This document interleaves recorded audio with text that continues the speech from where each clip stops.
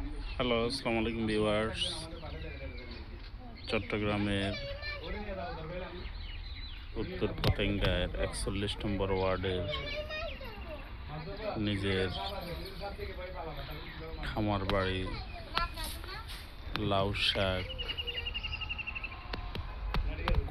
কলা এবং বিভিন্ন রকমের সবজি, লাউ শাক এবং টমেটো গাছ, সাথে টমেটো সহ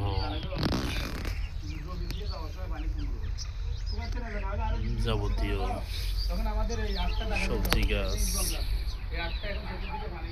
বিদ্যমান। পাশেই একটু দূরে হজরত শাহজালাল হজরত শাহ আমানত আন্তর্জাতিক বিমানবন্দর, আর এদিকেই ফ্লাইওভার সংলগ্ন সমুদ্র সৈকত। ধন্যবাদ।